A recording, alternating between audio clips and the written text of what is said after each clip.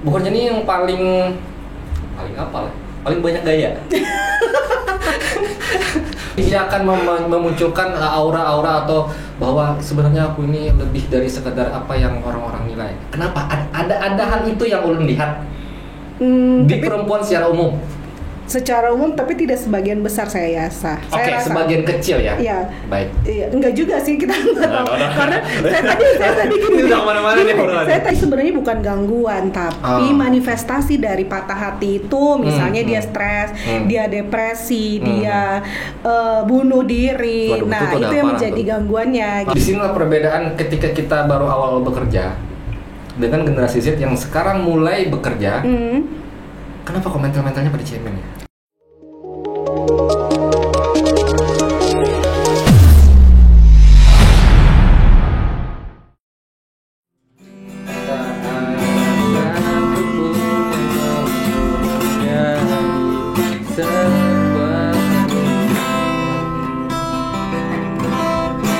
Oke, tepuk tangan dong. Oke teman-teman, selamat datang di Poros Kalimantan. Waduh, udah lama gak ada syuting outdoor nih kita nih. Bukan, syuting indoor lah. Jadi beberapa waktu ini kita udah syuting podcastnya bercanda melulu, hiburan melulu di luar. Jadi kali ini achievement kesan ulun, achievement banget. Jadi akhirnya Kak Rika datang ke Poros Kalimantan. Kak Rika adalah correct me if I'm wrong lah, psikolog, dosen di prodi psikologi ke Fakultas Kedokteran UNM. Iya, tepat banget. Oke. Hebat. Salah lagi. Iya. Oke, pertama dulu nih, buat teman-teman yang mungkin belum follow dulu semua akun sosial media Poros Kalimantan dan juga YouTube-nya. Dan sebelum sampai ke sini, jadi Ulun harus mengungkapkan dulu nih Kak. Ulun tuh sudah lawas simpan kontak Pian. Mungkin awal-awal tahun kayaknya, Januari Februari. Lama banget itu, udah berapa bulan? Itu ada hampir setengah tahun kan. Tapi kadang pernah, aduh ini mencocokkan jadwal, masih banyak jadwal syuting. Apakah pernah terhubungi? Baru tadi malam, langsung tuh. Sampai kan ingat semalam tuh siapa yo? Lawan kawan Pian, ngarannya. Ini oh ini. Kayak janjian kan? Dan lu pastikan ini bintang tamu tercepat yang paling ACC. Tapi sudah lama ulun rencanakan 6 bulan. Jadi ACC-nya setelah maghrib, besok kita syuting. Oke. Langsung sebelum 24 jam sudah ACC cuy. Tepuk tangan. Nah, itu pertama yang harus lu ungkapkan. Sebelum Bian banyak berbicara tentang sosial dan mental. Oke, kedua adalah banyak pertanyaan-pertanyaan atau fenomena-fenomena di kita di lokal yang mungkin Pian pun sebenarnya sudah banyak berbicara tentang hal-hal itulah terkait dengan gangguan mental dan kasus-kasus yang terjadi. Tapi sebelum sampai ke sana, ulah nak tahu dulu. Maaf, Pian kelahiran tahun berapa? Waduh, kalau ditanyain umur ini agak-agak susah jawabnya. 87 Mas. Oh ya, pas aja berarti aku ngambilnya kakak. Karena lu 89. Ya ampun, kayaknya tua banget. Langsung kakak. Kan tadinya sudah ibu dosen gitu kan. Dan ulun bisa meyakinkan bahwa teman-teman ulun ada beberapa mahasiswa psikologi itu memang mahasiswa Pian. Mahasiswi Pian. Iyalah, kalau di psikologi pastilah. Dan Pian sebagai ibu dosen kesayangan lah. Aduh, amin. Oke, kalau untuk urusan jadwal mengajar setiap hari rutin, pasti ngampus? Ya rutin lah, tapi kan ini lagi musim libur ya. Oh libur, oke. Jadi libur semester. Oh kapan masuk? Agustus. Tapi dosen nggak ada libur ternyata, mahasiswa doang yang libur. Lo apa yang diurus dosen ketika mahasiswa libur? Aduh, banyak. Banyak hal yang kami lakuin. Oh gitu, oke. Saya sebenarnya termasuk yang senang dengan psikologi, walaupun tidak kuliah di sana. Iya, kenapa nggak di psikologi aja sih? Enggak, kesenangannya baru belakang-belakangan aja. Atau baru tahu jalan-jalan ada psikologi. Bisa jadi, tapi waktu kuliah sebenarnya di awal semester itu belum pernah baca nama bukunya itu namanya Female Brain. Tahu ya? Karen Armstrong atau siapa? Nah, dari situ saya ternyata cara pemikiran perempuan itu bisa dipelajari. Iya. Ada rentetan-rentetannya lah, walaupun tidak semua 100% benar, tapi ini apa sih sebenarnya buku ini? Ternyata itu bagian dari disiplin ilmu psikologi ternyata. Nah, di sanalah berkembang ada psikologi komunikasi, psikologi perkembangan juga. Nah, itu yang sempat terbaca. Tapi kan saya mau baca doang nih. Tidak bisa mengkonfirmasi karena bukan ahlinya. Nah, ini kayak wah, penantianku sekian tahun ternyata langsung bertemu dengan ahlinya kayak itu Kak. Nah, itu yang kamu apresiasi. Terus jadi dosen S1-nya dulu Pian di mana? Aku S1-nya itu karena di situ tadi makanya karena 89 ya, berarti psikologi itu belum ada di Banjar. Oh, tuh tahun itu belum ada. Jadi di Banjar psikologi ini kalau nggak salah baru 2000-an ya? Dari 2008, datangnya, maksudnya munculnya psikologi di Unlam itu. Munculnya prodi itu atau fakultas? Prodi kita ya? belum fakultas. Kita kan berada di bawah fakultas kedokteran, Mas. Oh ya, di bawah fakultas kedokteran. Ya, jadi prodinya itu di 2008. Jadi kan belum ada nih. Terus ya cobalah ke Jogja gitu. Kalau S1 itu ambil di Universitas Islam Indonesia, UII, kalau tahu. Kemudian lanjutnya ke UGM ambil Magister Profesi Psikologi. Oh, berarti Pian S1, S2-nya tuh Jogja, jadi langsung aja sekalian daripada nanti balik ke sini lagi kan. Jadi langsung aja cus ngambil di sana. Oke, berarti anak Jogja nih cuy. Maksudnya kuliah di sana lah. Mahasiswa Banjar yang kuliah di Jogja. Iya, banyak banget itu mahasiswa Banjar yang banyak. Jadi kayak nih, bujur ada. Ini kan isu beredar di kalangan mahasiswa misalnya kan. Orang Banjar itu bila sudah di luar pulaunya kayak Jogja, Malang apalagi kan banyak tuh orang itu Banjar. Bukannya ini yang paling apa lah? Paling banyak gaya. mahasiswa Banjar. Kalau di luar tuh paling banyak gaya. Kayak apa fenomena yang Pian temui mungkin di masa Pian kuliah tuh kayak apa menurut Pian? Bukan paling gaya, justru mereka ya mungkin itu ya, justru persepsi orang-orang Jawa atau orang Jogja sama orang Kalimantan tuh kayaknya wow, orang kaya nih gitu satu. Padahal kan nggak semua orang Banjar yang di sana ada juga kan, atau mungkin tapi stereotipnya kayak itu. Iya, jadi kayak ngerasa jadi mereka tuh wah, semua orang Kalimantan di Jawa tuh kaya gitu, atau batu bara. Ya, semuanya anak batu bara kayaknya. Ya. Dari Banjar ya? Wah, anak batu bara nih. Langsung kayak gitu. Orang batu bara gitu ya. Atau yang kedua pernah juga tuh dibilang mereka pikir bahwa di Banjar itu semuanya pakai kelotok karena ada pasar terapung. Ya, jadi mikirnya sungai lah ya. Iya, katanya kan ke pasar aja pakai perahu, dikira semuanya itu perahu. Padahal kan nggak juga. Mindset mereka menilai orang Banjar di pulaunya di sana lah ya.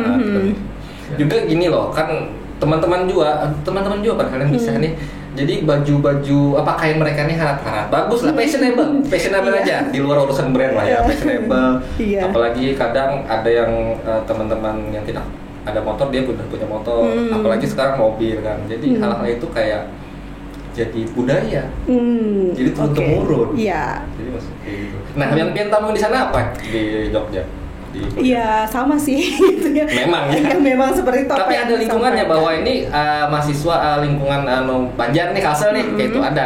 Ada dong. Kemarin kebetulan waktu kuliah itu ikut Ikatan Pemuda dan Pelajar Mahasiswa Banjarbaru. Jadi kan Banjarbaru kan khusus. Setiap di kabupaten kota itu punya asrama ya. Ada asrama Kalimantan Selatan, Banjarbaru sendiri, Martapura tuh sendiri ada. Jadi kebetulan ikut di situ lah, maksudnya kalau kita di kampung orang kan kita pasti cari temen ya, yang dasar, yang maksudnya dari sama dari kampung halaman. Paling kadang mau ada apa-apa kita kawan.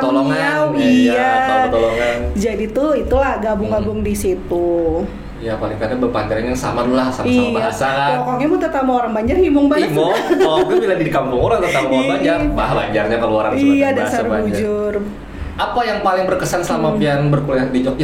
Di Jogja di mana? Di Jogja kemarin tuh. Kampusnya itu. Piannya bermukim di Kaliurang. Kaliurang tau nggak? Itu lah Gunung Merapi. Itu kan jalan mau ke Gunung Merapi dari kota ya?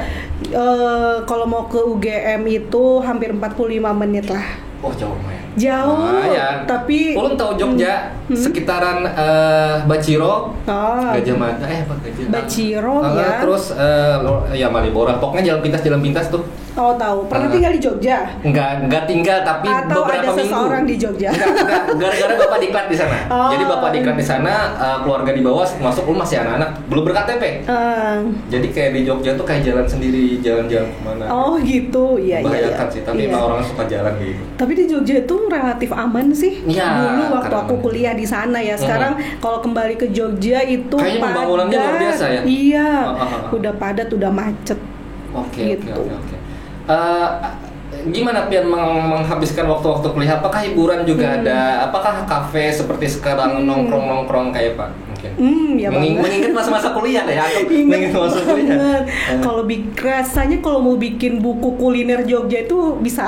Oh berarti wisata kulineran nih lah. Apa yang Pian paling suka yang di sana? Apa ya, kalau di Jogja kan ya kafe-kafe lah gitu ya. Terus itu karena sukanya sama kayak cake gitu. Oke, bakery ya, cari-cari toko es krim, gelato gitu. Oke, itu ya. Iya. Nice lah ya. Oke, akhirnya selesai S1 tuh 2000 berapa tuh? 2005 aku 3,5 tahun S1, kemudian langsung lanjut. Terus? Enggak juga sih. Itu keberuntungan. Justru normal kan, normalnya segitu. Kalau lebih berarti ada something kan, terlalu banyak berkegiatan. Iya, mendalami materi. Menjadi mahasiswi. Iya, terus habis itu langsung lanjut sih, kebetulan pas lagi udah lulus itu langsung ada pembukaan gitu di UGM, terus daftar, alhamdulillah udah lulus gitu. Oke, itu jedanya ada berapa waktu? Tahunan? Enggak sampai. Waktu daftar di UGM itu aja pakai SKL, belum keluar ijazah. Apa itu Kak? Surat keterangan lulus. Oke. Jadi belum punya ijazah udah daftar gitu. Dan pihak kampus fine. Iya, karena yang penting udah lulus kan gitu. Oke, menjadi mahasiswa S2 lah Pia. Iya. Jarak kampus dari yang pertama ke kedua itu seapa? Apakah Pian tinggal di tempat yang sama atau Pian akan pindah mendekat dengan kampus kedua? Karena udah nyaman di tempat itu, jadi memilih untuk berada di situ aja. Oke, bisa dibayangkan. Bisa dipastikan kakaknya udah punya transportasi sendiri lah di sana kan. Jadi lebih mudah aja dia harus pindah-pindah. Iya. Oke. Habis itu orang Banjar kan? Orang Banjar tahu lah. Tahu orang Banjar di kampung orang kayak apa tahu loh. Orang Banjar kan. Oke, habis itu Pak. Kayak kuliah lah S2 di sana. Iya, kuliah. Apakah memang passion Pian akan menjadi seorang psikolog atau kayak apa? Nggak tahu sih, waktu pertama itu sebenarnya kalau SBMPTN sekarang itu daftarnya di hukum Unlam. Terus diterima. Terus akhirnya mikir-mikir, kok di hukum ya gitu. Akhirnya mikir pengen ke psikologi aja deh gitu. Kenapa? Maksud kan psikologi itu Pian tahunya ini kan hal yang sebenarnya masih awam untuk kalangan remaja atau baru lulus sekolah. Iya. Kenapa jadi? Apakah pernah ada tanda-tanda atau dididik nih dari orang tua kamu harus psikolog apa? Enggak lah.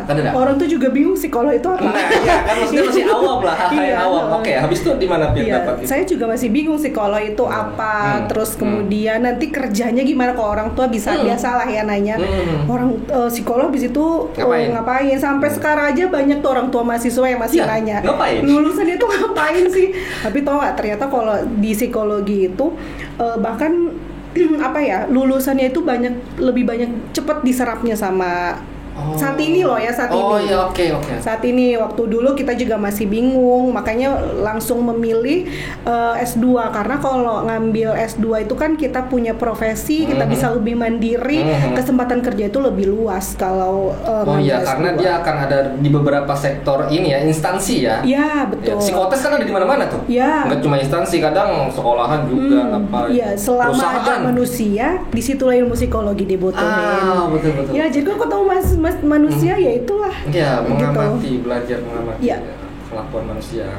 Makanya serunya psikologi sih di situ sih, kita maksudnya bisa mengamati, kita tuh bisa secara general gitu digunain. Kalau kedokteran pada orang sakit misalnya, kalau perikanan pada perikanan, pada ikan, pada kehutanan pohon gitu ya. Tapi kalau secara di psikologi, selama ada manusia, semua ada manusia kan di situ. Bisa dipastikan berarti psikologi kan akan terus berkembang ya, seiring dengan peradaban berarti kan. Termasuk kebiasaan orang di suatu tempat budaya, itu pengaruhnya nggak sih? Ya, pengaruh banget lah. Itu yang kita pelajari di psikologi. Oke. Itu hal-hal tentang berkaitan dengan mata kuliah. Apakah memang harus S2 dulu sebelum jadi seorang psikolog? Magister dulu? Ya, jadi gini, mungkin harus kadang orang-orang itu ada mispersepsi ya bahwa orang-orang yang kuliah di psikologi, S1 psikologi itu pasti jadi psikolog. Enggak gitu ya. Jadi yang kuliah di sarjana psikologi itu hanya dapat gelar sarjana psikologi dan kewenangannya terbatas gitu. Apa? Terbatasnya sampai di mana? Terbatasnya kalau misalnya mereka tidak boleh melakukan pengetesan, boleh tapi hanya menjadi administrator aja. Jadi yang ngebantu dia kayak asisten kan? Asisten psikolog gitu. Kemudian konseling pun boleh tapi konseling yang sederhana gitu ya. Jadi ada batasan-batasan gitu. Kalaupun bikin laporan itu nggak boleh sarjana psikologi. Nanti yang mengesahkan yang tanda tangan itu harus psikolog gitu. Berarti bukan sekadar jadi teman curhat ya? Bukan sekadar teman curhat. Tetap ada tugasnya lah ya. Ada. PSI. Kira lo gara-gara teman lulusan psikologi maunya curhat terus kan? Iya, dijadikan kayak jadi tempat sampah. Iya benar. Tapi nggak apa-apa sih, mereka tapi juga itu ada jadi kasus kan? Maksudnya ada beberapa Pian pernah ada menemui kawan Pian, misalnya teman lingkaran pertemanan Pian itu mengalami gejala-gejala apa mungkin dalam kejiwaan, sindrom mungkin dia patah hati itu masuk nggak sih? Sindrom nggak sih? Patah hati ya. Patah hati pernah mengatasi kada orang tuh kalau udah patah hati depresi benar ya? Ya, patah hatinya sebenarnya bukan gangguan tapi manifestasi dari patah hati itu misalnya dia stres, dia depresi, dia bunuh diri. Nah, itu yang menjadi gangguannya gitu. Tapi patah hati gangguan kejiwaannya. Ya, gangguan kejiwaan atau gangguan psikologi. Gitu. Pernah ada kejadian? Banyak ya, maksudnya kepian yang konsul kepian banyak. Kalau boleh dicontohkan apakah dia terlalu notice zaman sekarang ini kayaknya bucin-bucinan ya. Dia tuh terlalu menggantungkan semua keperluan atau keinginannya ke misalnya si cewek ke cowoknya kan, terus atau cowok ke ceweknya, terus diputusin lah, break up lah apa segala macam. Nah, dampak apa yang dirasakan seorang itu ketika dia memutuskan hubungan, entah itu apalah. Dampak itu beda-beda sih antara satu orang dengan orang yang lain ya. Sebenarnya tergantung kayak gimana dia punya, bahasa psikologinya tuh resiliensi. Jadi resiliensi. Bagaimana dia bertahan ketika menghadapi suatu permasalahan. Bisa jadi nih masnya patah hati, aku juga patah hati, tapi karena aku punya resiliensi yang bagus, ya udah sebodoh gue gitu misalnya. Bisa cari lagi tuh yang baru karena resiliensi saya terhadap masalah itu bagus gitu. Kontrol diri saya bagus, kemudian coping stres saya, maksudnya bagaimana saya mengatasi stres saya bagus. Beda halnya misalnya masnya punya resiliensi yang buruk, kemudian kontrol diri yang jelek. Makanya sering banget kan kita dengar ada yang bunuh diri. Tapi kalau yang sering saya kasus itu self harm. Menyakiti diri sendiri. Menyakiti diri sendiri. Ya pernah nggak sih lihat yang teman-teman musuhnya biasanya di film. Soalnya banyak banget tuh. Tapi ada. Dia kayak gimana ya? Kayak melukai diri sendiri kan ya, melukai terus berbekas.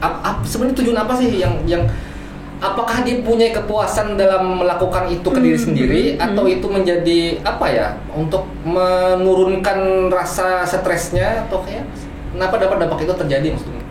Bisa jadi kalau secara psikologis ya dia ketidakmampuan dia dalam regulasi lemah emosi. Ya, jadi dia kemampuan kontrol dirinya dia buruk. Kenapa orang lain bisa move on, kenapa dia tidak bisa move on, kemudian akhirnya menyakiti diri sendiri. Ya jadi kurang tepat lah cara pemecahan masalahnya, dia tuh kurang tepat. Bisa jadi mungkin rasa ketidakterimaan dia dengan keadaan bisa jadi ya. Iya.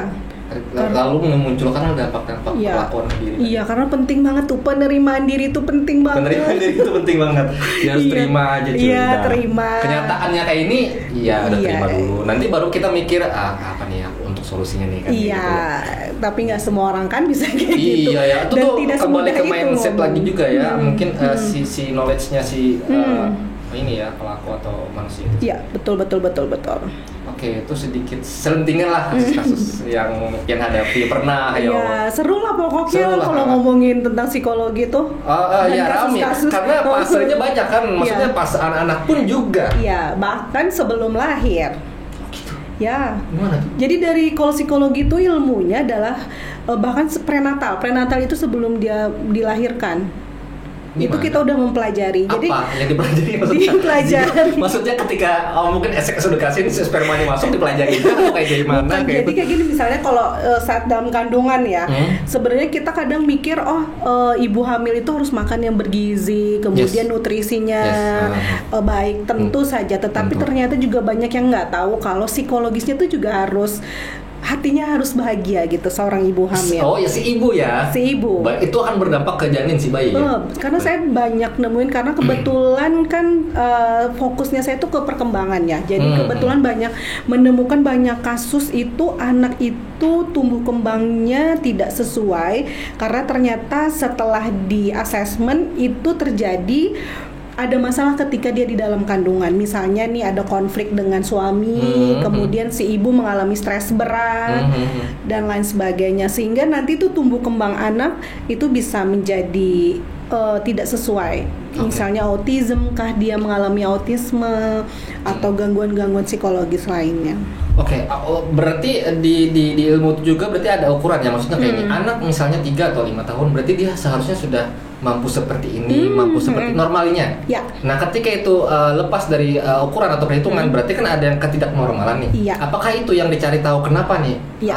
Apakah dulunya ada ini? Ya, betul. Gitu, jadi kita tuh punya kayak standar ya. Jadi kita punya norma atau kalau bahasanya tuh tugas perkembangan. Jadi setiap orang di setiap tahapan perkembangan itu punya namanya tugas perkembangan. Dari 0 bulan deh. Gitu ya, 0 bulan tuh dia harus bisa apa, 1 bulan dia bisa apa, 2 bulan dia bisa apa. Nah, ketika pada usia tersebut dia nggak bisa mencapai pencapaian itu, maka kita sebagai orang tua mungkin harus aware. Nih ada apa dengan anakku, gitu. Tapi seringkali banyak yang nggak aware gitu.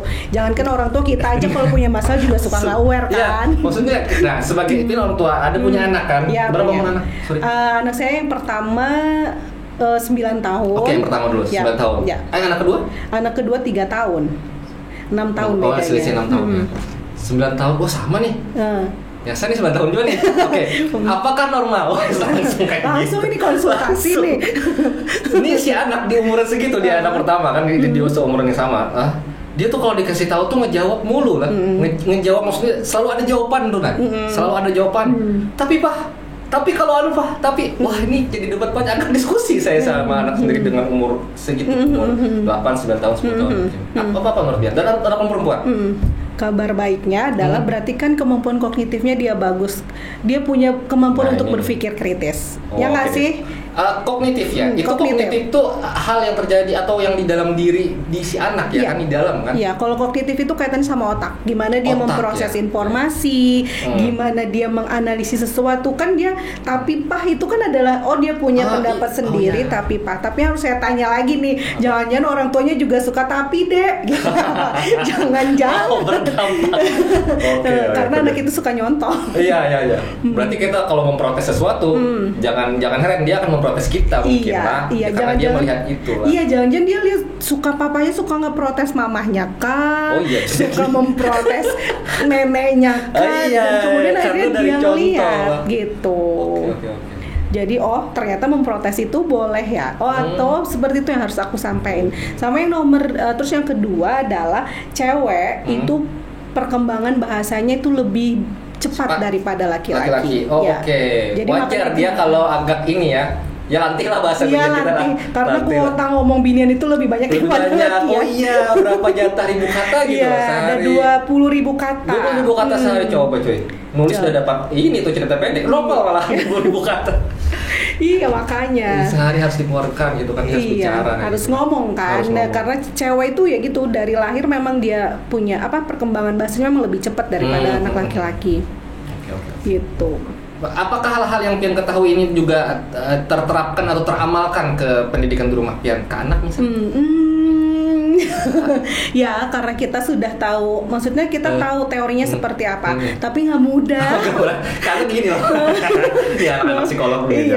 Kita tuh tahu ilmunya, tahu caranya, tapi kayak nggak bisa maklum, kayak nggak bisa terima. Aduh, padahal kan harusnya jangan kayak itu. Justru itu yang bikin saya stres kan. Malah kenapa ada gua gini? Iya, tapi kan kita tahu ilmunya ya. Kenapa gua marah padahal nggak boleh marah ujian banget kayaknya. Bener, itu sumber stres seorang psikolog kayaknya. Nah iya, ke dampaknya ke rumah sendiri gitu loh, ke diri pribadi. Nah itu kita masih ngomongin di seputar perkembangan anak nih. Seberapa pengaruh pola asuh atau pola didik di rumah dengan bagaimana dia berkelakuan atau bersikap di luar rumah? Wow, besar lah, karena orang tua itu kalau kita punya dalam lingkaran itu orang tua itu lingkaran paling pertama dari anak-anak. Ya, jadi yang paling deket. Dan anak itu lahir kan langsung lihat orang tuanya. Betul. Bersama orang tuanya gitu ya di awal-awal tahun kehidupannya, sehingga peran orang tua tuh sangat penting, bukan di awal kehidupan loh ya, sampai mereka mungkin sudah mandiri, itu peran orang tua sangat besar. Behaviorism itu apa? Behaviorism, pendekatan ya, lah, aliran lah behavior. Nah terus si anak ini tadi apa yang dia dapatkan di rumah mungkin dia akan berlaku seperti itu di luar. Nah terus kalau faktor lingkungan seberapa mempengaruhi kelakuan si anak, sikapnya dia? Juga cukup besar. Kalau kita ngomongin teori agak berat ya. Berapa persen? Tidak ada persen. Jadi sampai sekarang itu para ilmuwan masih berseteru gitu, yang mana genetika gitu atau lingkungankah yang paling mempengaruhi perkembangan seorang anak gitu ya. Tapi kita tarik kesimpulan aja lah bahwa genetik dan lingkungan itu sama-sama mempengaruhi, dan belum jelas juga sebenarnya apa yang paling besar, kemudian berapa persen itu belum jelas gitu. Tapi itu saling, karena itu masih ini ya, margin error sok-sok margin error maksudnya apa ya? Abstrak lah ya, masih ya, karena kan kalau di psikologi itu individual differences ya, perbedaan individu. Personanya tiap orang kayak gini nih. Iya, jadi beda-beda, nggak kayak ilmu pasti. Nggak rata ya. Ya, harus begini A, harus begini B, ya, begini. Harus 4 lah, 2 tambah 2 pasti 4 tuh ya, ada itu juga. Kan ilmu pasti kan ya. Tapi kalau psikologi ini menerka, mengobservasi. Ya, kita bisa aja tuh 2 tambah 2 sama dengan 6 ya kan. Tapi ada kemungkinan ada. Banyak kasus. Kemungkinan kayak gini. Mungkin oke lah. Orang tua misalnya di rumah dia dengan disiplin yang keras tinggi, anaknya tidak bisa melawan, fine, thank you. Di luar rumah, di sekolah, dia akan melakukan apa yang orang tuanya lakukan ke kawannya. Mungkin. Makanya tadi aku bilang, pas ditanya, coba lihat dulu deh orang tuanya kayak gitu nggak? Gitu, karena anak itu kayak spons spons buat cuci piring tuh loh, yang nyerap apapun itu. Dia akan belajar dari apa yang dia lihat, apa yang dia dengar, apa yang dia rasa. Gitu. Jadi misalnya dia nonton TV Ultraman, kemudian Ultraman mukul-mukul berkelahi, menurut dia itu baik, karena yang dia lihat seperti itu, kemudian dia akan memukul teman-temannya. Padahal kata orang tuanya, orang tua bisa aja nggak tahu loh. Iya, saya nggak mukul, saya diem aja, saya tuh sayang sama anak, tapi kan nggak tahu gitu ya. Termasuk lingkaran lingkungan pergaulan. Iya, kadang itu pengaruh banget tuh. Kalau tadi ditanyain lingkungan seberapa pengaruh, besar banget, apalagi buat remaja. Iya, nah ini kita banyak remaja nih. Remaja ini kan labil nih. Iya, betul. Tersusun ya, mantap. Labil, tidak stabil ya, unstable ya. Unstable. Saya lihat video Anda. Iya. Kenapa remaja selalu dijadikan bukan contoh lah, mungkin masa-masa terberat kasus atau apa yang dihadapi kita di Indonesia mungkin. Apakah dan selalu ada istilah kenakalan remaja. Ya. Nggak ada tuh kenakalan kakek atau kenakalan nenek tuh nggak ada tuh. Kenakalan remaja itu paling familiar di kita. Kenapa? Apa hal yang terjadi di remaja itu? Kalau kita ngomongin remaja itu sebenarnya paling kompleks ya. Dalam tahapan perkembangan manusia, remaja itu kompleks. Kalau menurut teorinya tuh bilangnya masa storm and stress. Jadi masa penuh badai dan stres gitu ya. Kenapa remaja tuh kayak dikit-dikit apa aja dijadiin masalah, jerawat satu aja dijadiin masalah, kulit berhirang sedikit aja jadi masalah gitu kan. Kawan bisi HP baik, dia HP-nya buruk jadi masalah. Padahal kalau orang dewasa kan nggak gitu. Nah, kenapa? Karena kalau khasnya seorang remaja itu memang dia satu pencarian jati diri. Ya, ada gejolak sih. Iya, bergejolak ngari. Aku nih mau, who am I? Aku tuh mau nunjukin diri sebagai gue ini apa sih? Gue ini siapa? Gitu. Kemudian mereka juga emosinya tidak stabil. Makanya banyak ababil ya kalau kita bilang, galawers, insecure, overthinking. Itu tuh bahasa remaja. Mentality health-nya kurang. Iya. Maksudnya apa? Siap-siap diagnosa itu. Iya, mereka tuh malah lebih aware loh sama isu-isu kesehatan mental justru. Apa yang mereka tonton? Media sosial kan ngeri nih sekarang nih. Banyak tuh kayak share-share 5 tips psikologi apa kayak pokoknya konten-konten itu ada beredar. Bahkan dia menonton hal-hal yang ya berarti lu overthinking, berarti lu punya ini introvert, extrovert, hal-hal yang seperti itu kan sebenarnya istilah dalam kesehatan mental. Iya, betul. Kenapa? Apakah itu sah mereka mengetahui tentang itu dari apa yang mereka dapatkan atau tonton? Sah karena kita tadi kalau saya bilang there is no health without mental health gitu ya.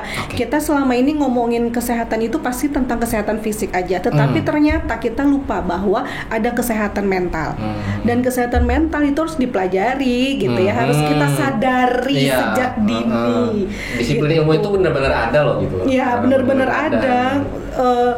Apakah ada anak SD stres? Ada gitu. Bahkan bayi juga ada yang stres gitu ya. Stresnya bayi gimana?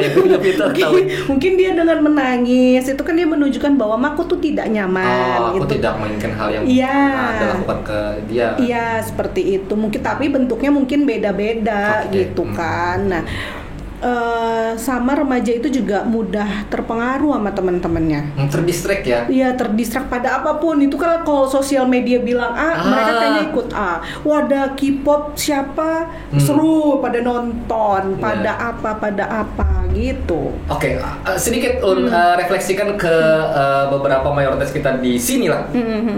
Sekarang itu aku harus akui pengusaha coffee shop tuh pintar. Pintar nyari market. Di mana tempat yang bagus sekarang jadi ukuran orang-orang atau remaja atau anak muda datang mempostingnya di sosial media. Kenapa? Mungkin itu apakah itu ada edik di sana? Ada candu di sana. Karena dia harus menampilkan hal yang bagus sehingga si pemilik usaha dia mengeraih banyak orang untuk datang secara bisnis loh ya. Dan secara mentalnya ada sekumpulan ayah anak muda secara umum dia tuh kayak harus selalu update di tempat coffee shop terbaru, terbagus, hype kayak. Walaupun harganya apa yang mereka gitu ya. Mereka tuh kayaknya harus eksis gitu loh. Kamu kesini kenapa? Ya untuk Insta story lah. Itu loh. Padahal bukan menikmati kopi gitu dia pentingnya fotonya harus bagus dan Instagramable. Gitu. Fenomena apa yang menurut Pian terjadi inilah ya saat ini tuh kayaknya udah banyak banget hal itu kembali lagi sih kan remaja itu tadi masa pencarian jati diri. Ya, jati diri atau sekarang itu kan yang lagi hits itu di remaja adalah mereka yang cantik, mereka yang berada di sesuatu tempat yang keren gitu kan itu ya. Bergaul dengan siapa, nongkrong di mana. Bergaul dengan siapa, nongkrong di mana, walaupun bagaimana caranya. Bagaimanapun caranya. Baru bulan udah habis nih, tapi gimana ya caranya? Ada aja bangnya gimana caranya gitu. Memang betul remaja itu paling sasaran paling tepat untuk segala hal. Segala market. Kamu tinggal misalnya mau apa gitu, mau jual apa, remaja dulu aja deh sasarannya. Karena kalau ada satu yang ini dia akan mengembang, kemudian merekomenkan ke teman-teman dan circle-nya. Dia akan menyentuh segala bidang nih, termasuk bisnis. Ya kan? Karena kebutuhan remaja itu kan pengen eksis tadi kembali lagi. Iya, itu tadi. Wah gila, kalau ke Banjarbaru, mungkin ada teman-teman di luar kota Banjarbaru deh. Gila, coffee shop di sini tapi BTW bukan di Banjarbaru aja loh. Iya sih, cuma kan aku mempromosikan kota sendiri. Jangan lupa visit Banjarbaru. Bisa Banjarbaru. Coba datang deh ke Banjarbaru. Lihat lah di sini. Coffee shopnya ya. Maksudnya perkembangan di sini tuh cepat banget. Ya, benar. Jadi kayak gini, aku kalau ketemu orang misalnya aku lagi di mana gitu ya. Ketemu orang dari mana? Dari Banjarbaru. Aku pernah ke Banjarbaru. Jadi kebanggaan mereka. Iya, terus kita ceritain ternyata perkembangan kayak gini. Misalnya nih contoh nih, bandara aja tuh kan luar biasa bangganya dong kita. kita. Betul. Ya, gitu ya. Itu, sebagus itu. Jadi teman-teman yang baru datang lagi ke Banjarbaru tuh, wow, lihat Banjarbaru udah ada mall, udah ada banyak coffee shop, itu yang menjadi jadi komen mereka pertama, banyak banget ya coffee shop. Dan gitu. Itu juga menyehatkan mental kan, maksudnya orang jadi happy kan. Iya, happy bener. kan. Happy datang dari sudut betul, dari sudut tergantung sudut pandangnya ya. Sudut pandangnya. Ya beda juga, setiap person kan punya tujuan masing-masing kan untuk datang ke suatu tempat atau tempat tongkrongan gitu. Iya. Oke. Waduh, ini udah remaja ya. Iya. Harusnya udah nampak masa dewasa nih. Kita ngomongin sampai yang ini sesuai fase gimana dong? Pian menikah tahun berapa ya? 2013. Sama ya? Kurang lebih ya. Berarti oke, kita kan milenial ya. Iya.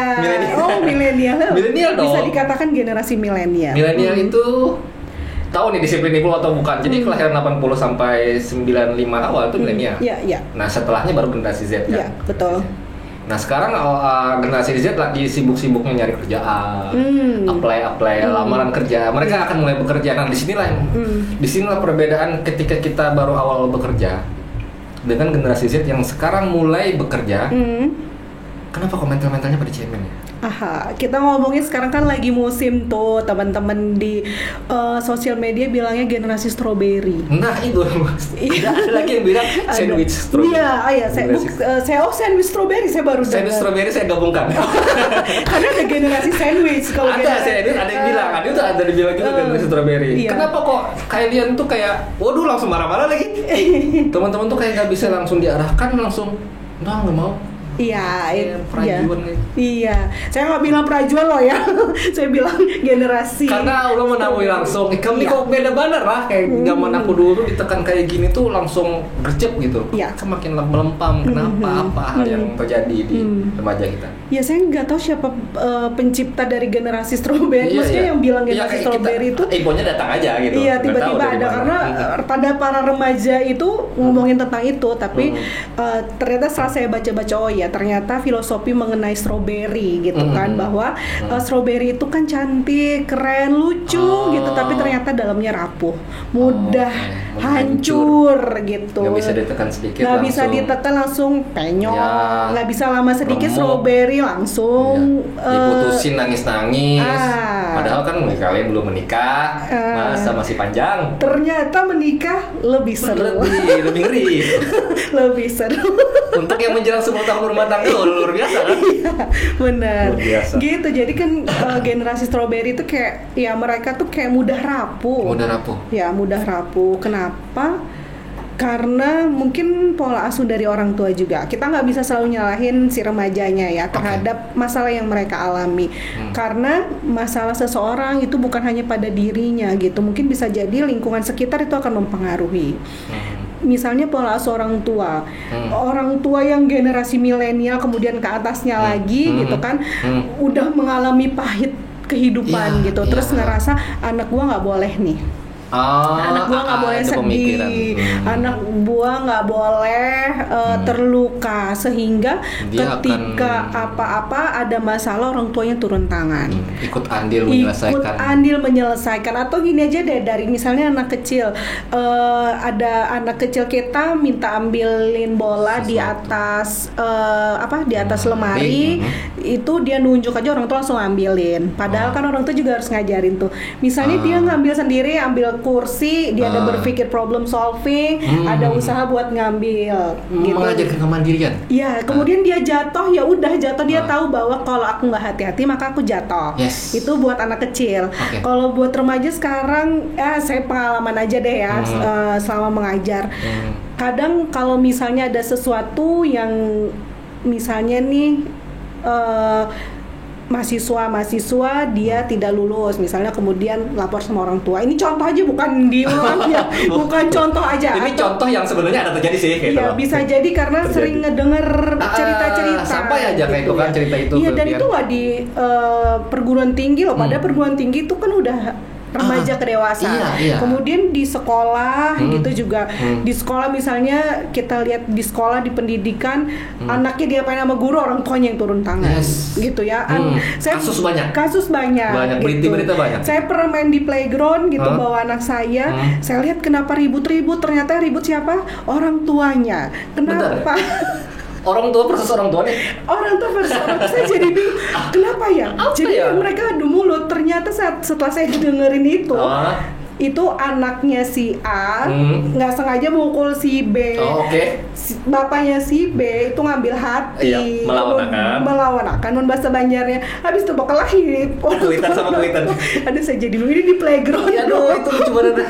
Masa harus orang tuanya yang berkelahi? Iya. Kenapa kan ada sikap bahwa kan harusnya ada rasa mengalah kali ya, atau membela, gimana sih sikap sebenarnya orang tua seperti gimana? Ya kita kan itu tadi kembali kita ngajarin sama anak, ternyata kalau ada masalah mereka handle sendiri dulu, jangan apa-apa orang tua langsung turun tangan untuk membantu, gitu ya, karena tadi terkait sama kemandirian.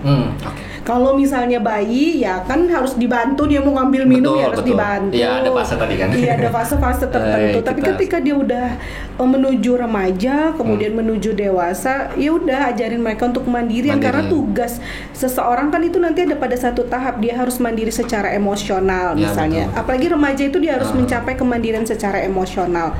Gitu. Jadi kalau ada masalah, ya udah dia coba untuk memecahkan masalahnya sendiri dulu.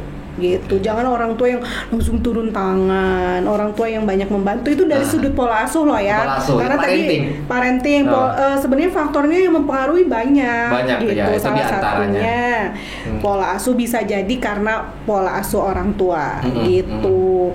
Kemudian bisa jadi karena sosial media. Waduh. Apa yang dilihat? Kenapa sosial media salah satunya yang menjadi faktor? Ya, sosial media misalnya berita-berita tentang kan banyak status-status galau gitu kan orang remaja ketika apalagi WhatsApp. Ya, galau terus cerita apa langsung baper gitu ya. Jadi dia share kalimat-kalimat sedih dengan quote-quote dan senja-senja di belakangnya. Iya. Dan kemudian ngefek-ngefek ke siapa gitu ya. Misalnya dia lagi nggak enak hati, memang kita kalau lagi ada masalah memang harus bercerita sama orang lain, tapi carilah cara yang lebih tepat gitu ya. Apakah yang mengatakan bercerita di media sosial itu cara yang salah? Enggak juga, tergantung bagaimana caranya. Ya gitu ya. Karena ada beberapa orang yang curhat di media sosialnya, satu pakai bahasa mengumpat. Misalnya nih, etika dalam bijak bersosial media. Itu yang harus. Nggak apa-apa kita mau status apapun di sosial media boleh, asal kita bijak. Gitu. Yang sana menggunakan itu tadi. Iya. Baik dalam segi tulisannya, kata-katanya, atau visual dan. Iya, misalnya kita marah sama satu coffee shop tertentu, kita nyebutin itu kan etika, kode etik. Takutnya nanti UU IT lagi kita kena. Ada aturan-aturan yang bisa menjerat ke hukum. Iya, itu maksudnya bijak bersosial media. Boleh kok gitu. Ya intinya harus pintar lah ya. Iya. harus ya ada knowledge-nya lah, ada pengetahuan kalau kita ingin menggunakan ini ya. Ada tornya, ada aturan. Di Instagram seperti ini loh netizennya. Facebook netizennya kayak gini loh. Ngerti platform lagi. Gitu. Jadi kita maksudnya ya harus ini juga sih ya, kalau sosial media sih kalau buat remaja menurut aku banyak banget pengaruhnya ya. Gitu kayak aku pernah bahasanya bermakna kasar kan. Jadi ke anak ulun kan, konsul, ini ada biaya kayaknya, biaya konsul. Sekarang umum, bilangnya kan gini, kita milenial nih, kita tuh tetap bisa hidup tanpa gadget. Ya. Nah, di mana anak-anak daerah sekarang tuh kayak gak bisa lepas gadget. Apa gara-gara itu sudah ada di masa dia kecil, sudah didampingi dengan gadget? Nah itu gimana pengaruh buruknya mungkin? Iya. Generasi Z itu bilangnya always connected. Iya kan, karena mereka tuh HP ada di tangan mulu gitu. Ini orang-orang yang nggak bisa pergi ke hutan nih. Apa? Pergi ke hutan, ke gunung yang jauh dari sini. Nggak ada kan sekarang Mapala, ada nggak sih? Masih ya? Ada, cuma kayaknya dia harus ke tempat yang ada sinyalnya tetap. Oh gitu, jadi harus tetap butuh sinyal. Iya. Alhamdulillah banyak sinyal. Kayak nggak bisa diskonik beberapa waktu aja kayak gitu loh. Iya betul, karena kan kita kalau zamannya generasi milenial, kita kenal HP di umur berapa sih? Iya, kita kan gitu. kita lagi perpindahan dari zaman analog ke digital kan. Iya. Kita menemui masa-masa permainan tradisional. Iya, sekarang udah nggak ada lagi. Kita kan kalau ngomongin itu kan di zamannya 4.0 ya, udah mau menuju 5.0 gitu ya, bahwa semua itu digitalize gitu ya. Ke sana ya. Ya, semua. Karena harus mempersiapkan gitu lah mungkin lah. Ya, dan kita tuh itu juga hati-hati tuh orang-orang yang generasi milenial dan sebelumnya itu generasi X itu juga harus tetap belajar. Sebenarnya kita harus fleksibel gitu ya. Sekarang kita kalau di bandara check in aja nggak harus ketemu sama petugas counter kan. Iya, mesin semua. Iya, udah mesin. Jadi kayak gimana kalau misalnya kita nggak bisa atau jam 2 tahun ke belakang kita ngomongin pembelajaran daring, bayangin kalau nggak ada HP juga. Iya. Ya, tapi itu positifnya. Jadi segala sesuatu dalam hidup itu ada positif dan negatifnya, tergantung bagaimana kita ngeresponsnya. Selalu ada risiko di dua sisi. Iya, betul. Kalau kita mau lihat positifnya ya banyak gitu kan. Ya, tapi kalau negatifnya juga banyak yang harusnya bisa kita hindari. Harusnya. Ya, walaupun kena juga sih. Tapi keramaian kan. Oke, boleh kita komentari beberapa peristiwa yang terjadi belakangan di Kalimantan Selatan lah. Beberapa yang pertama yang paling dekat dulu nih, bahwa ini kita ambil di web berita kami Kak, Kalimantan. Iya. Pelajar SMA di Banjarmasin tikam teman sekelas akibat dicemooh. Nah, kita ada baca beberapa info nih bahwa dia bahwa apa sih? Dibully karena dia membuli karakter animenya kayak itu. Iyalah. Oh, dia wibu ya. Dia suka karakter satu ini, terus diejek-ejek. Rupanya si anaknya kada terima lagi. Nah, memperbuat langsung nikam itu tadi. Nah, itu apa nih kok segitunya tuh kenapa? Nah, apa menurut Pian? Apa yang terjadi? Iya, kembali lagi kan ini sebenarnya kita belum jelas ya. Ini kan baru beberapa hari ini terjadi sehingga motif kemudian alasan, karena terakhir tadi malam saya dengar beritanya itu kata ayahnya tidak ada bullying. Nah, itu kan berkembang nih. Korban ayah korban korban ya, karena yang ditikam kan si ini anaknya. Tidak ada bullying, maksudnya anaknya tidak melakukan bullying, tapi itu di luar itu kan kita nggak tahu ya. Kita nggak tahu. Itu kan pernyataan di depan kamera, di depan media kan. Jadi belum bisa mengomentari, tapi yang jelas kalau terkait dengan penikaman ini, yaitu tadi kembali ke fase remaja yang emosinya unstable. Jadi kayak sinyal suka naik turun gitu kan. Karena emosinya nggak stabil, beda lah mungkin kalau orang dewasa yang disambati, mereka mungkin bisa lebih apa sih ya gitu kan. Kayaknya kan ada guna banget nyambati seorang itu kan. Nah, iya. Kan ada berdampak ke seorang gitu kan. Kita mikirnya kayak kayak ada guna itu kalau orang dewasa. Karena dia bisa menghadapi masalahnya mungkin Mas. Itu bisa jadi ya problem solvingnya dia mungkin agak buruk gitu ya, problem solving, kemudian regulasi emosinya. Gini deh, apalagi remaja yang emosinya nggak stabil, siapa sih yang nggak sedih, nggak marah kalau seseorang yang dia suka itu dihina. Ini ada secara umum. Ya, secara umum lah. Kalau misalnya masnya istrinya disambati gitu. Wah, kita bela banget ya. Nah, mungkin ini sama kasusnya, tapi kenapa berbeda? Karena regulasi emosinya mungkin yang berbeda. Jadi, ya ini tadi problem solvingnya yang sebenarnya kasus yang sama masih ada ya. Beberapa di beberapa mungkin setahun terakhir ada, kita banyak menemui kasus yang ini kadang menikah malah bunuh diri. Jadi ada pria Parubaya bunuh diri di kereta api di Jakarta kan. Terus ada meninggal dunia diduga bunuh diri. Geger 2 perempuan di Core Bekasi tersangka bunuh diri. Terus ada lagi beberapa bom bunuh diri dadakan. Nah, mungkin kita ambil beberapa hal aja deh. Kenapa seseorang itu harus melakukan bunuh diri? Mungkin banyak alasannya, tapi kita tanya aja dulu secara umum, kenapa bunuh diri itu kayak jadi hal yang solusi? Betul. Ini kan banyak masalah nih, banyak kasus. Mungkin karena psikologi itu kasuistik, jadi setiap kasus pasti punya perbedaan gitu. Jadi kita nggak bisa mengeneralkan kenapa orang itu bunuh diri. Ya bisa jadi. Itulah kenapa harus dipelajari setiap ininya kan. Ya makanya kenapa psikolog itu dibutuhin di mana? Berkembang terus, ada habisnya ilmunya. Iya. Ini kata kunci lain, ada kata kunci ini gantung diri, aku juga pernah cari. Iya betul. Penemuan mayat pria gantung diri di desa Ngasna. Ada yang gara-gara diputusin apa ya Suntil? Yang dibuat licin adalah pokoknya masalah asmara lah itu. Ya.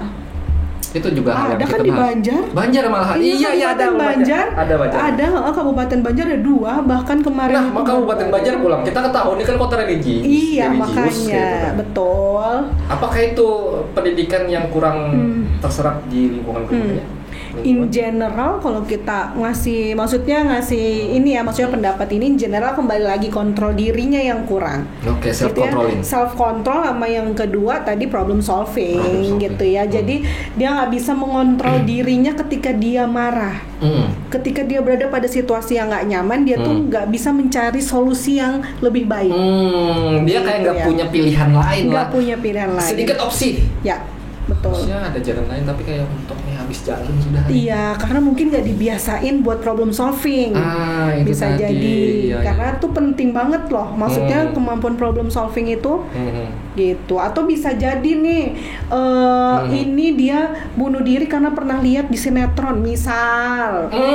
Ada juga tuh kasus tontonan mempengaruhi. Kalau misalnya artis-artis Korea biasanya bunuh diri gitu ya karena mereka nggak bisa mendapatkan tekanan. Kepribadiannya mungkin dia tipenya pencemas, tipenya mudah teriritasi gitu. Ada kan orang-orang yang irritable gitu, yang mudah sensitif. Ya, sensitif terhadap masalah, melankolis bisa gitu ya. Jadi kalau salah sedikit orang jadi sarik. Nah, itu bisa apalagi kayak ada kejadian apa-apa di dirinya, dengar langsung lagu sedih itu langsung nangis. Kenapa? Aduh, liriknya sedih banget. Padahal ada yang terjadi di dirinya sesensitif itu. Iya, itu kan pada beberapa orang ya. Maksudnya orang dengan kepribadian tertentu. Ada yang sambil nonton iklan aja nangis. Iya, bisa jadi. Bisa jadi gitu. Mungkin dia mudah terbawa perasaannya. Bisa kada disimpulkan sebenarnya psikologi ini seni kita memahami orang lain. Ya, betul. Apa bisa juga itu dijadikan memahami diri sendiri? Bisa. Tentu aja orang kan gini, kalau ngomongin psikologi itu kan objek psikologi ini siapa sih? Manusia. Saya manusia, juga. Anda manusia, kita semua manusia. Tapi itu kan bukan membicarakan orang ya, tapi membicarakan orang juga dong. Sikap, kepribadian, jiwa, mental. Maksudnya apa ngebicarain orang nih? Gibah. Karena maksudnya ini bagian dari gibah kan sih. Kita kan mempelajari kan. Iya, enggak selama itu mempelajari karena fungsi psikologi, 1 memahami, 2 mendeskripsi. 3 meramalkan. Jadi bukan ramal kayak dukun ya, karena biasanya kalau saya ditanyain kuliah di mana atau orang psikologi pasti dibilang kayak ramal gua dong atau baca dong saya ini gimana. Emang saya bisa baca gitu. Jadi bukan ilmu itu ya. Bukan tapi sebenarnya bisa kita memprediksi. Iya, memprediksi lah. Bisa. Artinya ada kelakuan manusia sifat nih yang ketika dia begini pasti begitu. Itu ada dampak dari sana. Iya, jadi saya bisa memprediksi nih Mas ini kalau misalnya umur 60-an mungkin sakit-sakitan. Itu kan prediksi. Misal bukan doa ya, tapi itu prediksi. Karena tapi umumnya karena adalah koyuhan kolesterol kaya.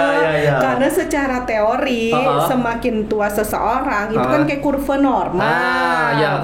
Kekuatan menurun, energinya fisiknya bisa kada tapi mendengarkan. Nah, itu kan prediksi. Iya, dan itu kan udah beberapa kasus maksudnya dari berdasarkan yang sudah terjadi juga. Berdasarkan teori kan. Jadi bukan gitu. Kayak dukun yang ini menikah nih umurnya, saya bisa sih nebak-nebak nih mungkin mas-masnya di sini nih menikah umur berapa nih bisa aja diprediksi. Atau kenapa nggak menikah? Bisa diprediksi karena apa? Itu kan prediksi, tapi bukan ramalan macam dukun. Betul. Berdasar teori lah. Nah, ulun bertanya kayak Pian pernah kada? Pian aja dulu lah. Pian tuh sebenarnya tidak pernah meminta atau bertanya, orang itu untuk menceritakan sesuatu yang terjadi di dirinya ke Pian. Tapi orang tuh dengan lugas, dengan nyaman aja ngeber aja udah langsung cerita banyak mana kisahnya, bahkan kisah-kisah pribadinya. Pernah menemui kayak itu kan? Sering lah. Ya. Itu apa? Apakah sih kayak apa lah? Apakah sih orang ini merasa nyaman atau percaya dengan kita? Atau itu ya udah dari gift Tuhan aja. Tuhan ngasih itu aja bahwa orang-orang tuh nyaman dengan kamu untuk menyampaikan sesuatu. Bagaimana Pian memandang itu?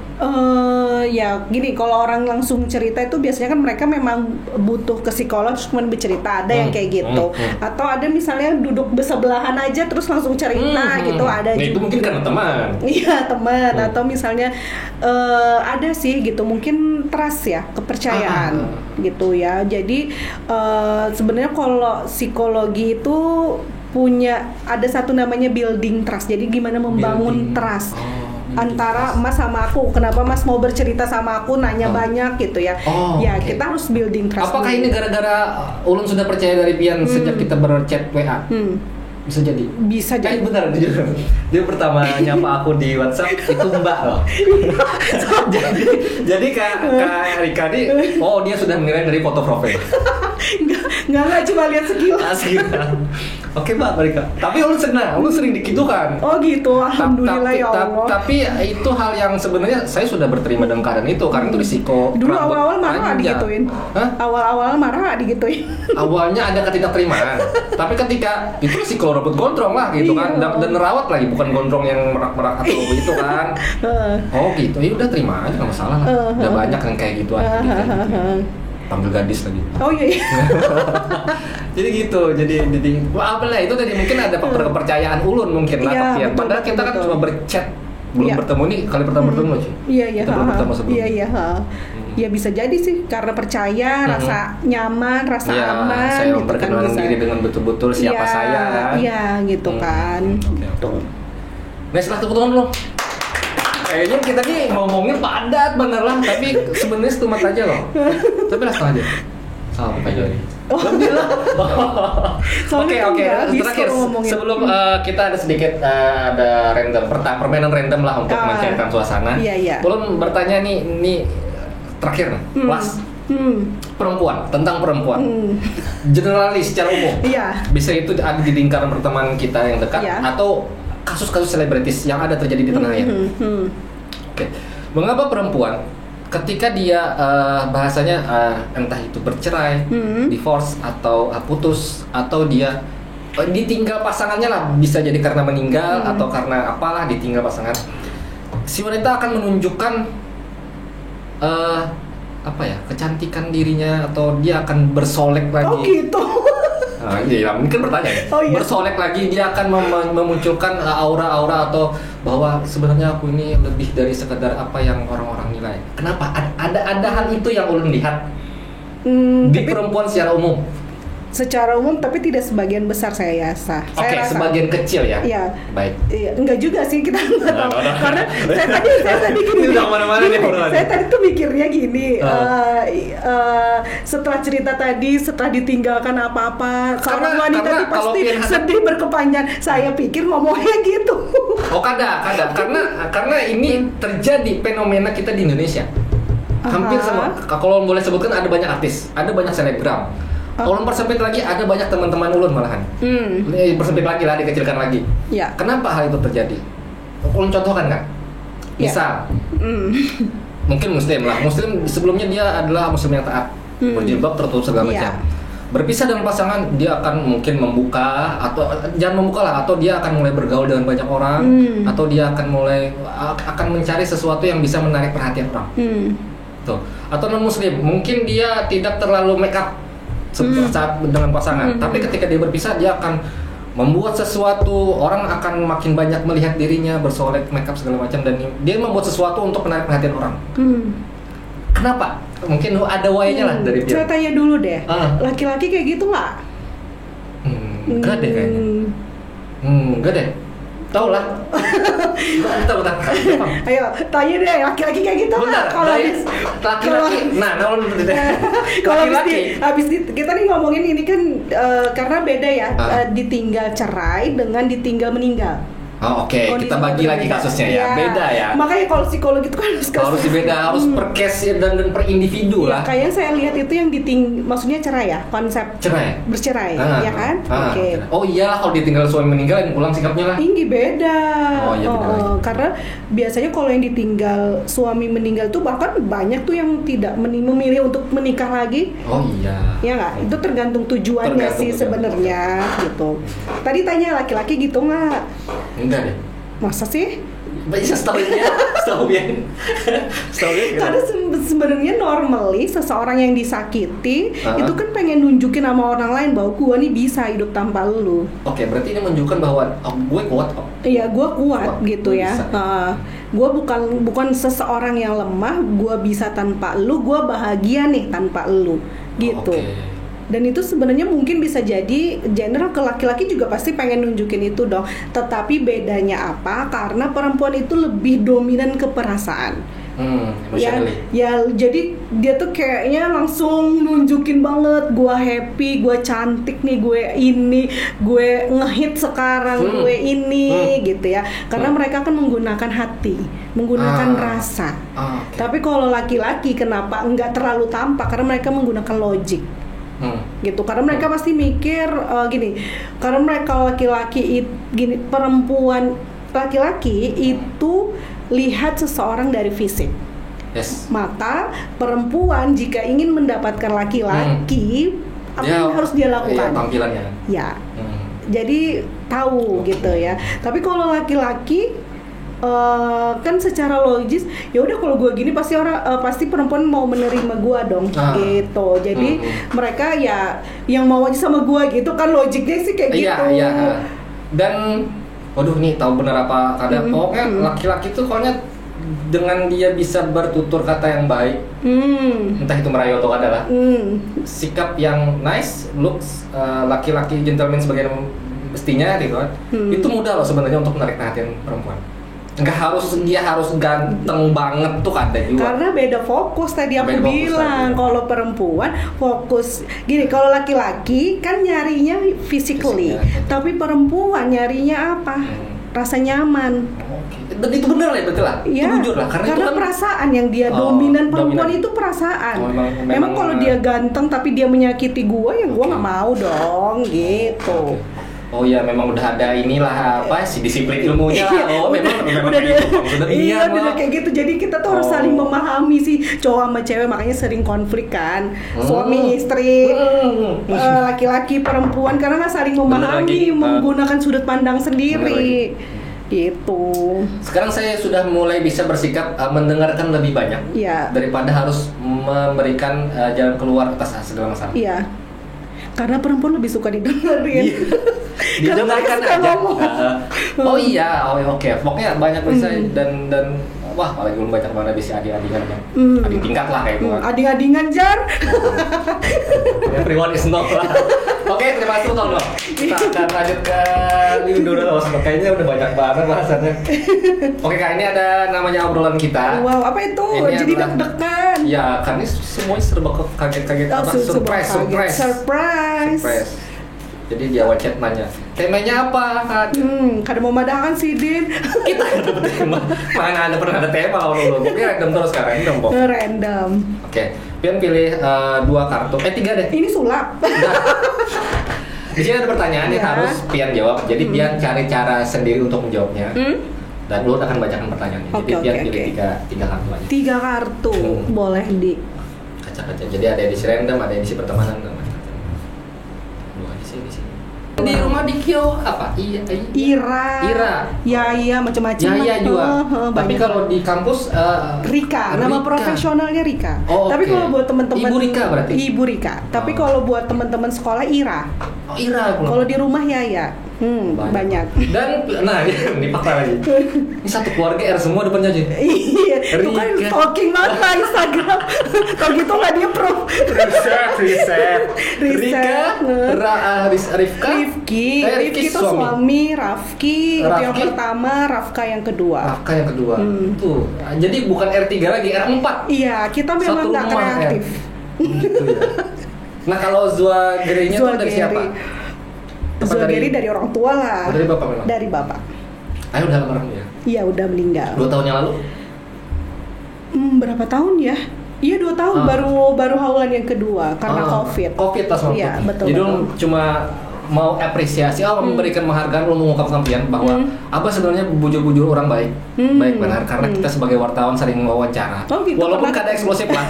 Kadang wawancara yang stop door lagi doorstop. Iya. Jadi sikap Sidin ke kawan-kawan jurnalis itu sudah kayak kawan, ya kan kayak bukan orang profesional kerja aku ini siapa. Tapi ayo kita minum, ayo kita makan apa. Jadi dia emang humble lah. Ya. Kan very humble. Amin. Oke, pertanyaan pertama untuk Kakak. Waduh, manggil adalah Kak Rika. Yola. Apa hal yang pengen kamu coba tapi masih takut? Apa ya? Saya tuh sebenarnya penakut. Enggak, malah banyak yang ditakutin. Makanya apa ya? Oke, ambil salah satu hal yang pengen takut tapi pengen dicoba nih. Nah, apa tuh? Nyoba jalan-jalan mungkin keliling dunia sendirian, nggak berani dong. Oh iya kayaknya orang juga semua mimpi keliling dunia tapi deh. pengen nyoba sendirian gitu, tapi nggak berani.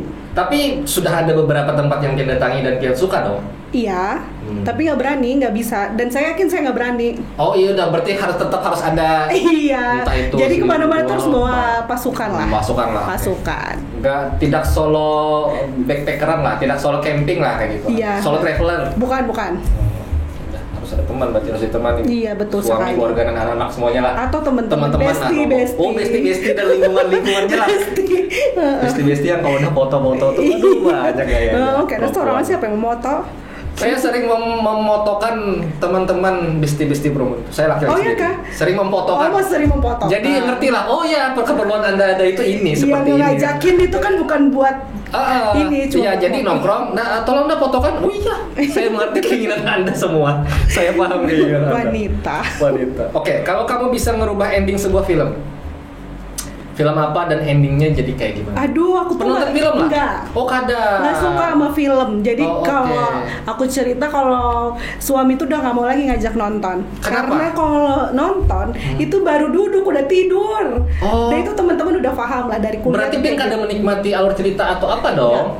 Nggak suka nonton, kayaknya bukan tipe-tipe yang visual ya. Oh iya. Jadi nggak suka nonton. Tapi baca ya lebih yang fiksi loh. Enggak juga sih. Enggak juga. Nah, jadi lebih suka apa ya? Audio gitu, lebih suka kinestetik lah kayaknya, suka bergerak, suka beraktivitas gitu. Berarti wahana-wahana senang ya, wahana bermain ya? Enggak juga, suka jalan-jalan aja. Tapi kalau nonton itu enggak suka. Kayak nonton TikTok. Bahkan sampai sekarang Pin kada punya film favorit? Enggak. Artis sukanya musisi aja, dulu suka Gigi. Oh, Gigi jadul banget. Harusnya dari awal bilang tadi, jadi lagu Gigi nyanyinya. Oh iya, bener. Lagu Padi tadi, kan kenapa generasi yang sama? Iya. Untung tahu ya kan. Gigi, ya oke. Nggak suka nonton TV di rumah, itu jarang nyala. Oh, YouTube juga nggak pernah. Ada juga lah. Nggak punya itu aplikasi YouTube. Orang YouTube. yang visual banget lah, visual. Sebenarnya baca tuh suka, tapi kayak nonton itu boring sendiri gitu loh. Oke. Jadi nggak suka nonton, kayak orang suka nonton drakor nggak suka. Waduh, aneh nih cuy. Aneh lagi. Sebenarnya normalnya cewek tuh suka drakor. Iya, aku nggak suka.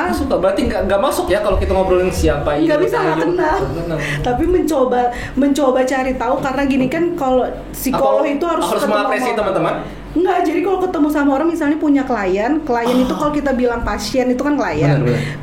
Kliennya remaja, maka kita harus punya wawasan dong tentang remaja, tentang siapa. Benar. Sama anak-anak, tahu kartun apa yang lagi rame. Sama orang tua, tahu ustadz misalnya yang lagi rame gitu. Jadi ya paling sekedar hanya tahu, ini tuh ada Siwon, ada Suju, ada K-pop. Nah, hanya sekedar tahu itu. Ada klien yang mempermasalahkan karakter One Piece.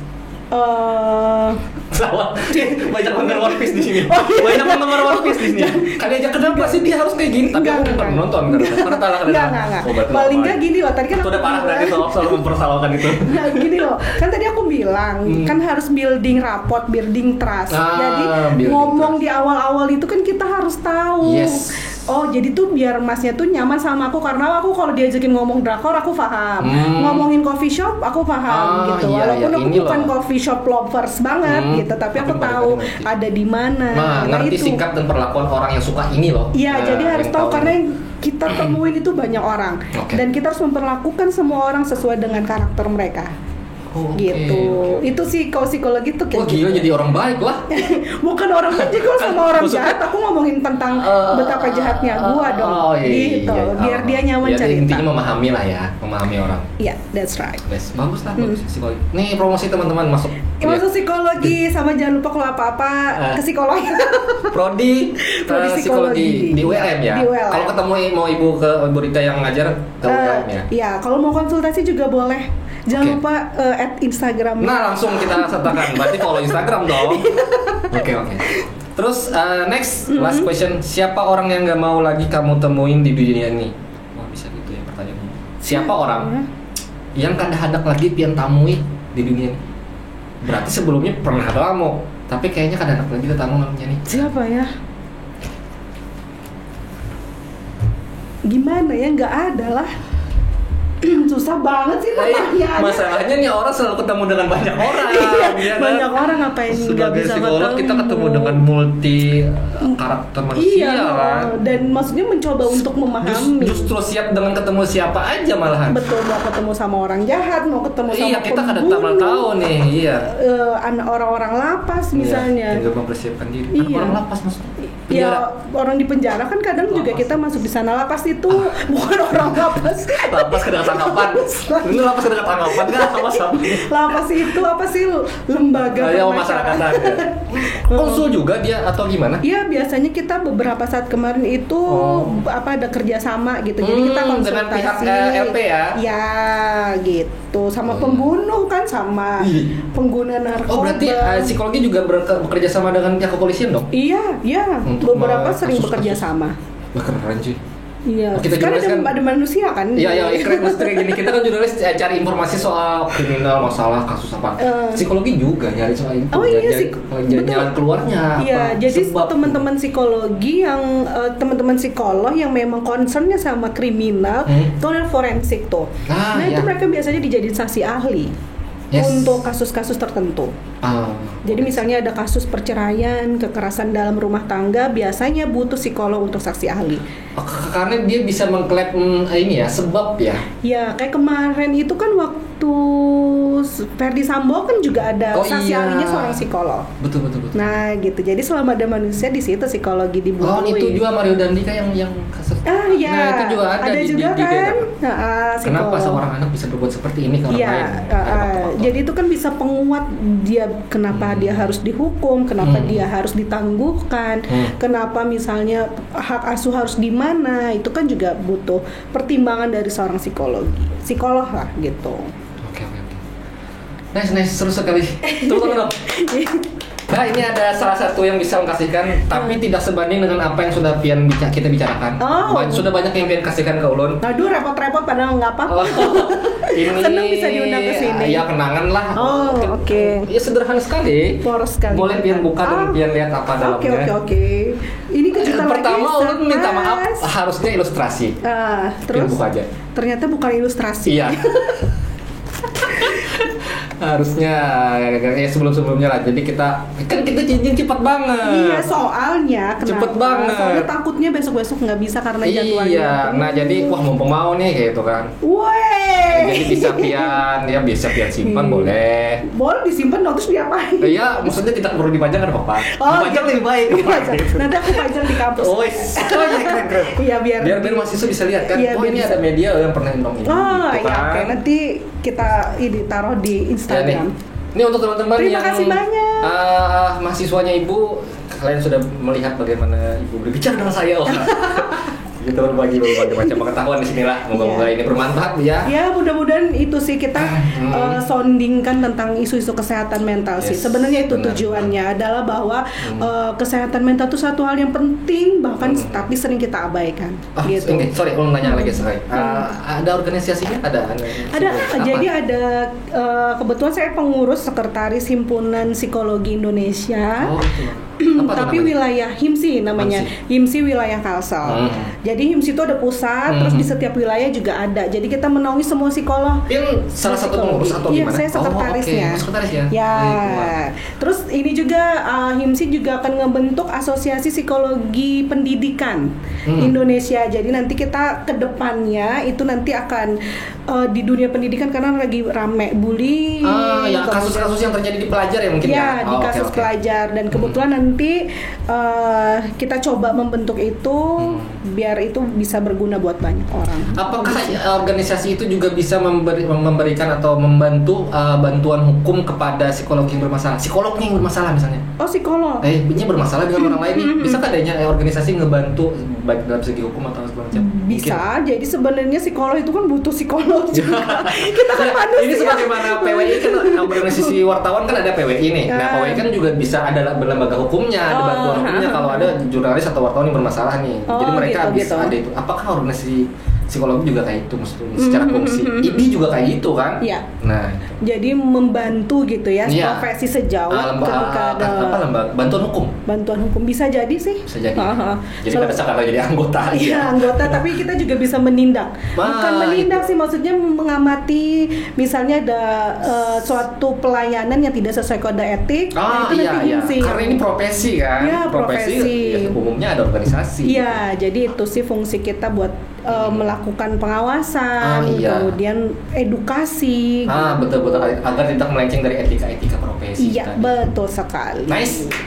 Aku seneng banget loh. Seneng banget. Ini cocok nih, obrolan cocok dan frekuensinya nyaman nyambung. Iya, oke, terima kasih. Diundang lagi kali ya. Mudah-mudahan atau kita bisa janjian ketemu di luar, kita bikin on the spot aja di mana tempat yang bagus. Boleh. Tapi itu ide aja sih. Itu aja tadi 6 bulan.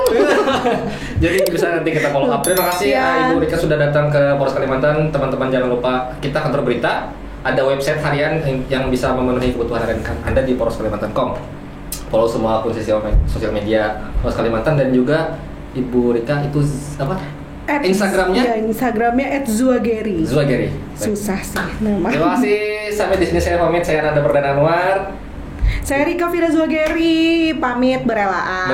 Assalamualaikum warahmatullahi wabarakatuh. Waalaikumsalam warahmatullahi wabarakatuh.